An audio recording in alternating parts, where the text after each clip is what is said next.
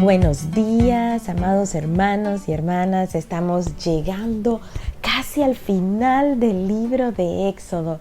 Nos parece una aventura tan emocionante estar sumergiéndonos en el conocimiento y en la revelación de la palabra del Señor y cómo esta palabra se aplica a nuestras vidas capítulo a capítulo, cómo en cada capítulo podemos ver a Cristo, pero también aprendemos a conocernos a nosotros mismos y a saber cuál es la voluntad de Dios para nuestras vidas.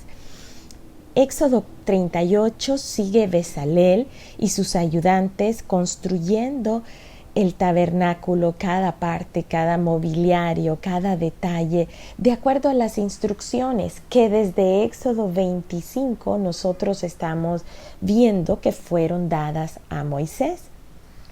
Así que este debió haber sido un momento muy especial, ya que ellos estaban siendo partícipes de esa obra que representa a la salvación y a la redención que nosotros tenemos hoy en Cristo Jesús. Dios mismo les estaba dando el camino para poderse acercar a Él, para Él poder permanecer en medio de ellos. Y les estaba dando todas estas instrucciones acerca de los sacrificios que debían ser hechos por parte de cada persona para perdón de pecados, apuntando directamente a su Hijo Jesús, quien dio su vida por nosotros en esa cruz, derramó su sangre para obtener esa redención del pecado. Lo que aquí se está preparando es eso, se está preparando ese camino para acercarse al Padre por medio del sacrificio, por medio del derramamiento de sangre de una vida ajena que toma el lugar de la vida de cada uno en particular. Debe haber sido tan hermoso ver cómo cuando la columna de nubes se movía, ellos tenían que desmontar este tabernáculo, el cual estaba, como hemos visto, previsto para ser montado y desmontado. Tenía argollas y tenía para poder meter esas barras para poderlo sostener en pie, pero también servían para poderlo transportar en el camino del desierto. Cuando esa columna de nube que mostraba la presencia de Dios, la guianza de Dios, se movía, ellos debían desmontar el tabernáculo y el arca era lo que precedía a todo lo demás. Esta arca debía ser llevada sobre los hombros de los sacerdotes y si la nube se detenía, entonces el pueblo entendía que allí debían de instalar el campamento. El arca se colocaba sobre la arena del desierto y luego el tabernáculo poco a poco se iba edificando alrededor del arca, se iba armando y tenía lugar pues primero la colocación de las tablas puestas de manera vertical sobre las bases de plata que venían a constituir ese lugar, ese santuario que quedaba totalmente cerradito por medio de esas cortinas que ya hemos visto, que eran 4 capas de cortinas y todas representaban a Cristo y la obra de Cristo. Estas tablas se colocaban sobre esas bases de plata. La plata representa la redención, es decir, el precio que hay que pagar para comprar la libertad de cada uno de nosotros. Así que esta era la manera en cómo se iba estableciendo y luego, por supuesto, ya se procedía a lo que es el cerco exterior que constituía un atrio, un patio, en donde se colocaban los elementos que vamos a estar estudiando el día de hoy, que son el altar de bronce y la fuente de bronce.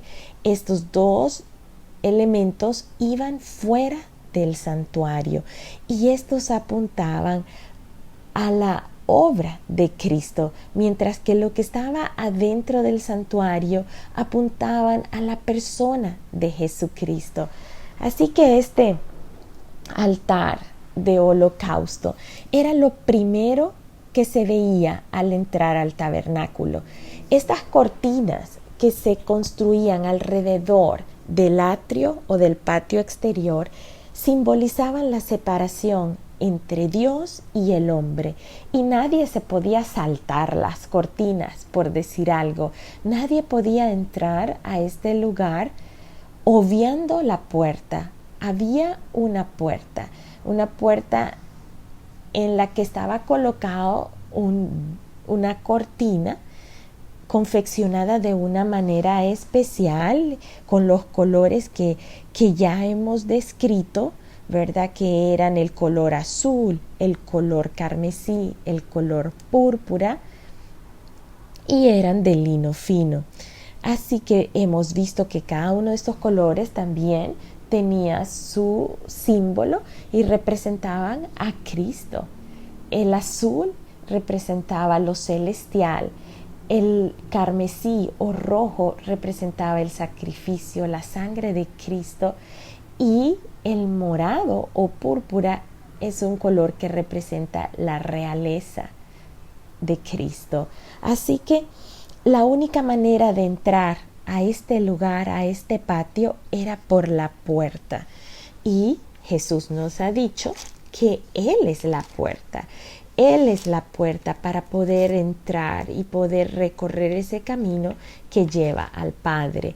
Así que en todo este tabernáculo había 3 puertas. Una que era de entrar del exterior al patio dentro de este recinto que es el tabernáculo.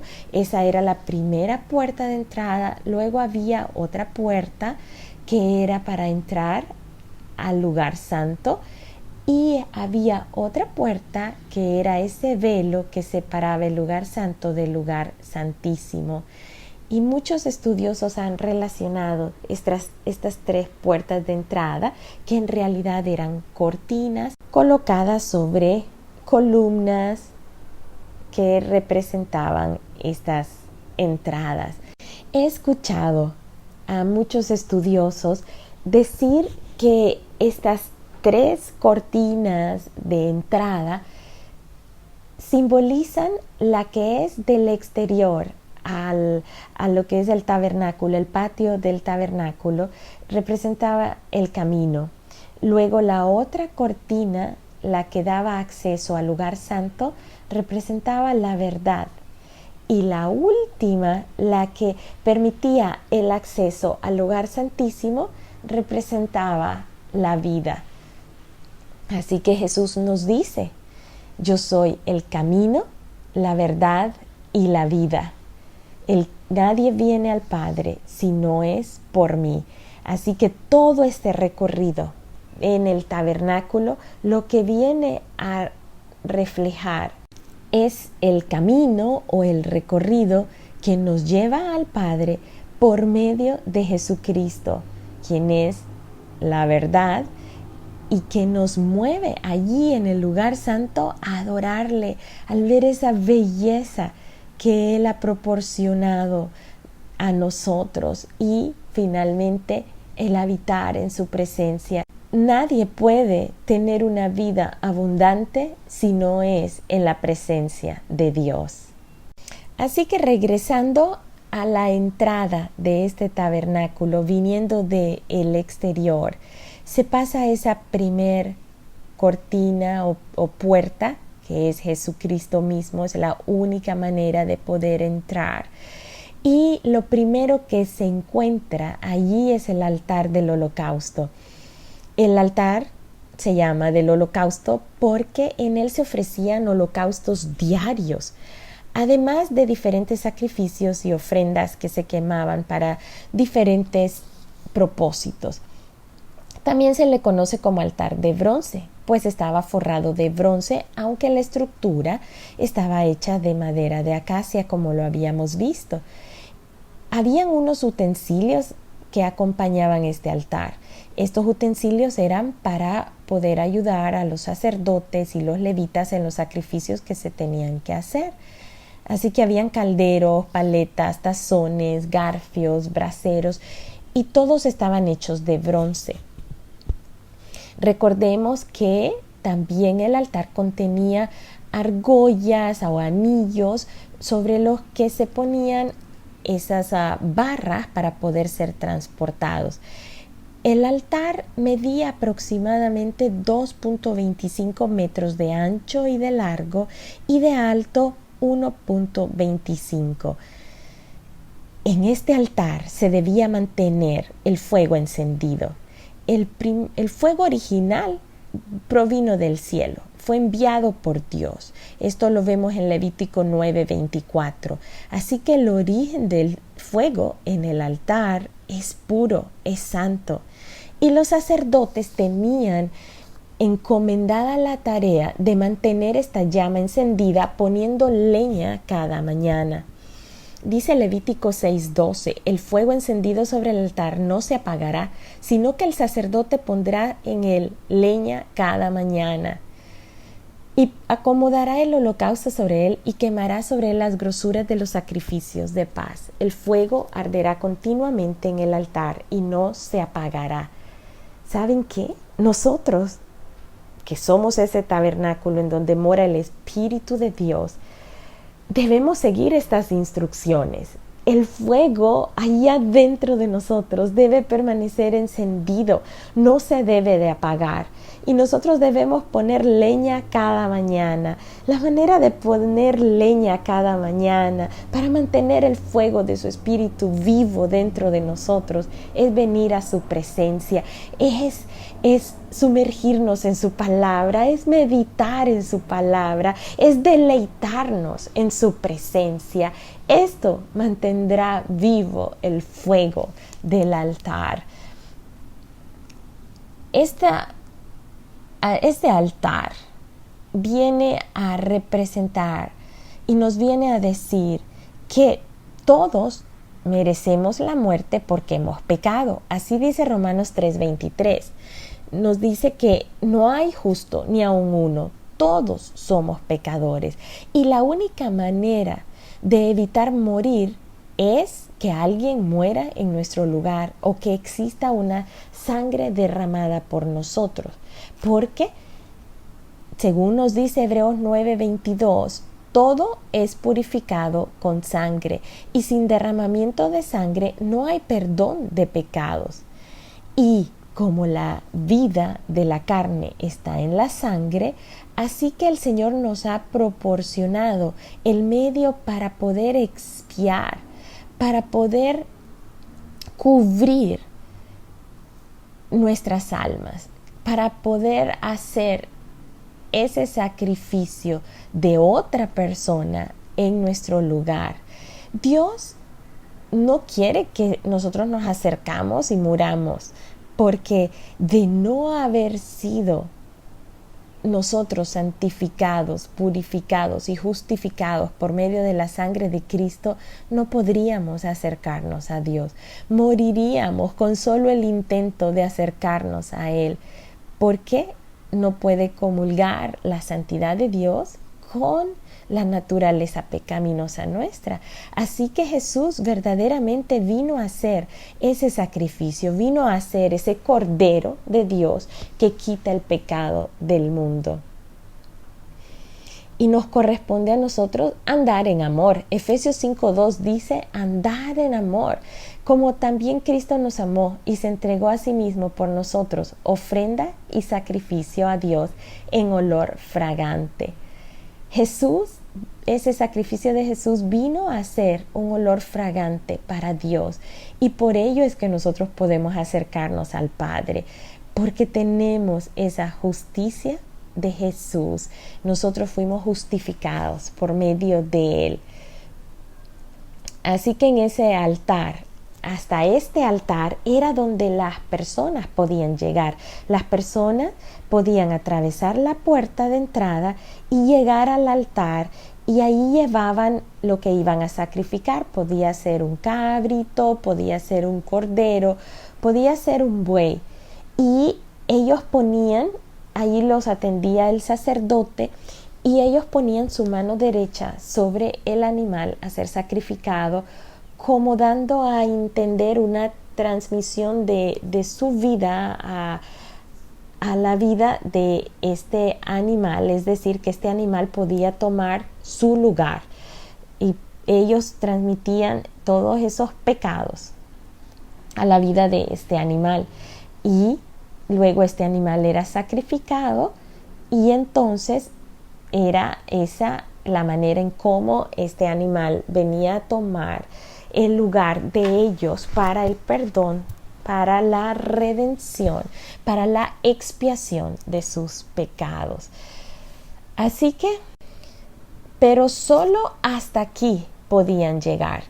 Ya en adelante el sacerdote se encargaría de todo, de terminar todo el camino que conlleva a esa expiación. Luego el sacerdote venía y se dirigía a la fuente de bronce. Esta fuente de bronce, o lavacro o lavatorio, era una especie de pila que guardaba agua. Estaba localizada entre el altar y el santuario. En esta fuente de bronce, pues había un reflejo claro del sacerdote, porque era como un espejo. Se había elaborado con los espejos que en ese tiempo eran de bronce pulido de las mujeres, dice. Así que es una representación de lo que nosotros hacemos cuando nosotros nos lavamos. Nosotros venimos a un lavabo y usualmente arriba de ese lavabo o frente a ese lavabo hay un espejo en el que podemos ver qué es lo que necesitamos lavarnos y qué tan bien nos estamos lavando, o qué mancha nosotros tenemos que debe de ser limpiada. Así que era necesario que esta fuente pudiera contener el agua, pero que también pudiera reflejar la imagen de aquel que se acercaba aquí. Esta fuente ciertamente representa la palabra del Señor. Nosotros venimos a la palabra del Señor, nos acercamos a ella, venimos a sumergirnos en ella para podernos limpiar.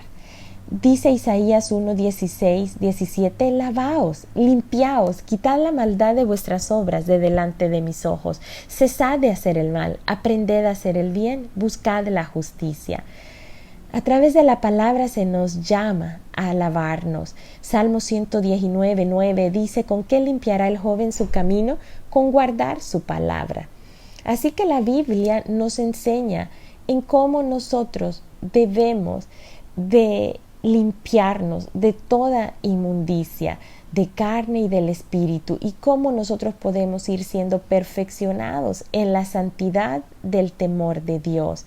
No se trata solo de limpiar lo externo, sino de limpiar principalmente lo interno, de poder ver a través de ese espejo de la palabra cuáles son nuestros pensamientos y las intenciones de nuestro corazón, y poderlas desarraigar desde ese lugar si éstas no corresponden a la voluntad del Señor.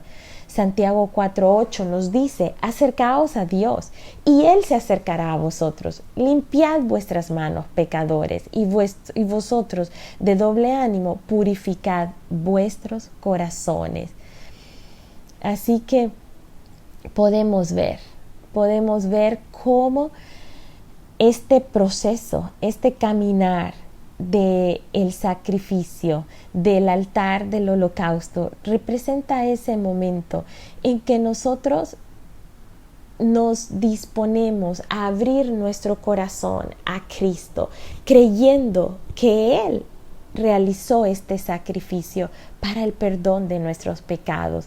Nosotros no necesitamos imponer manos sobre un animal para que exista esa transmisión de el pecado a ese animal y que el animal muera en nuestro lugar. No, cuando nosotros creemos, cuando nosotros tenemos fe en Cristo, sucede eso. Sucede que nosotros estamos tomando a Jesucristo y lo estamos viendo como ese Cordero de Dios que vino y que quitó el pecado del mundo, que quitó mi pecado, que vino y que derramó su sangre por mí. Así que este altar del holocausto nos lleva a poder nosotros tener nuestra conciencia allí, en ese momento de la cruz, en que Jesús fue sacrificado como un cordero.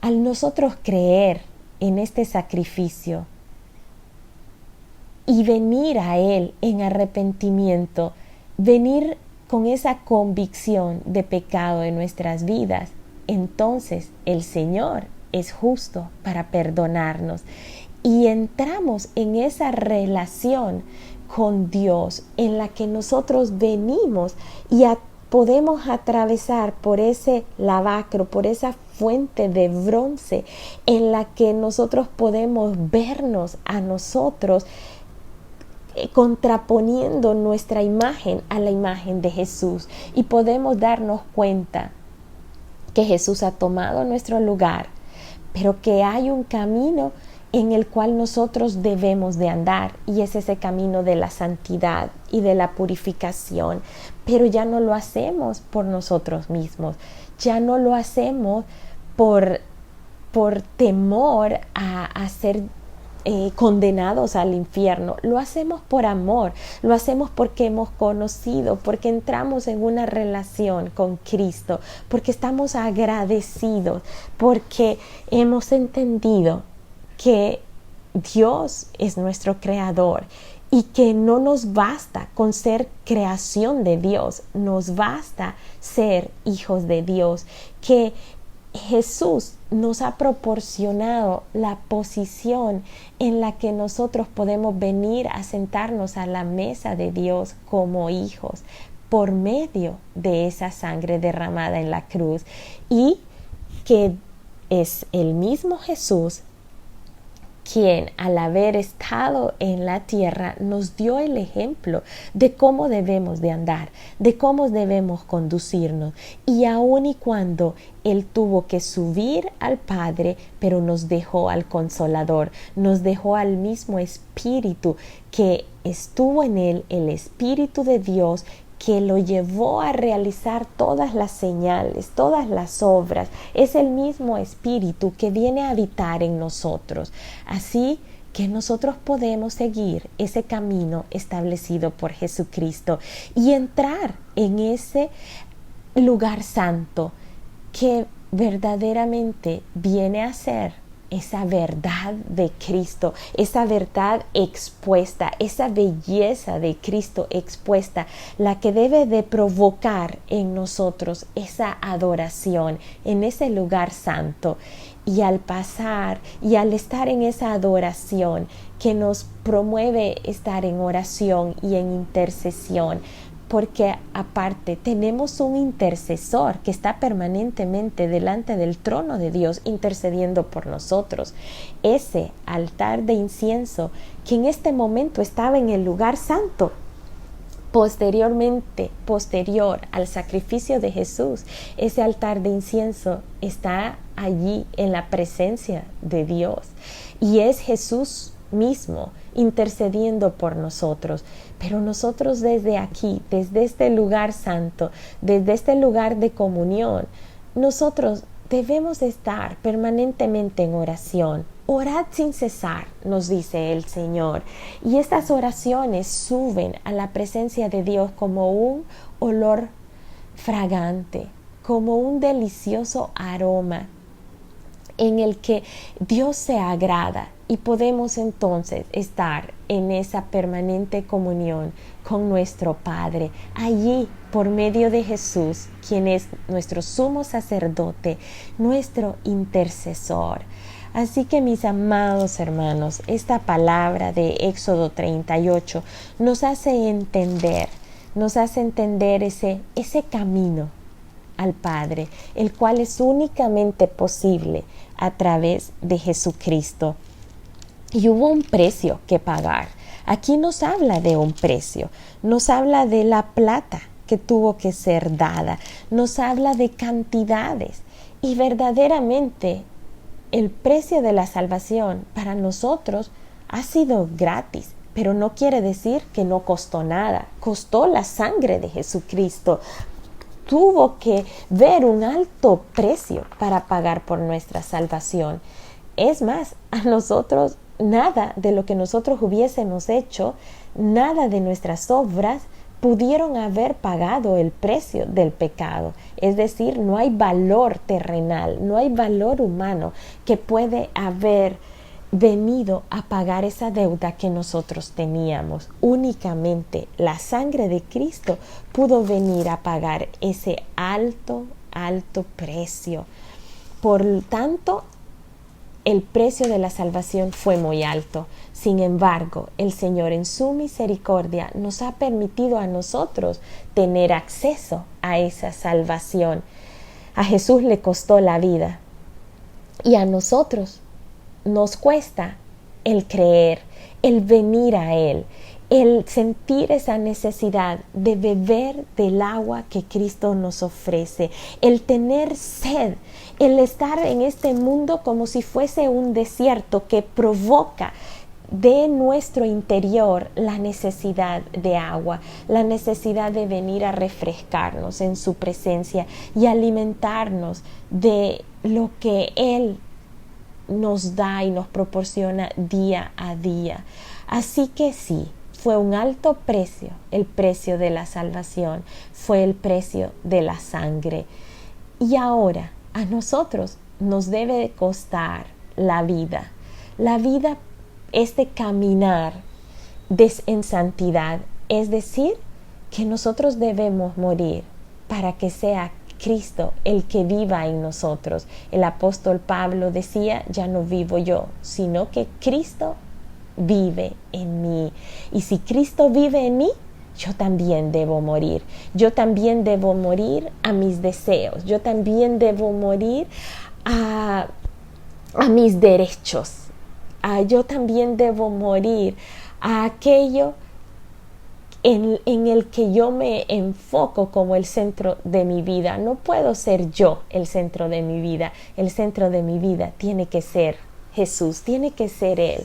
Él debe ser el centro de nuestras vidas y es en Él en donde debemos de enfocar nuestras vidas para que nuestras vidas entonces reflejen la luz de Cristo a este mundo que está en tinieblas, pero que en el cual al reflejar la luz de Cristo se hace evidente su poder y su amor, y muchos serán los que quieran venir a su presencia por medio del testimonio que cada uno de nosotros podemos llevar.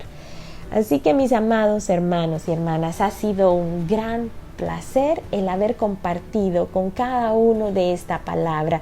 Espero que haya sido de edificación, como lo ha sido de edificación para mi vida.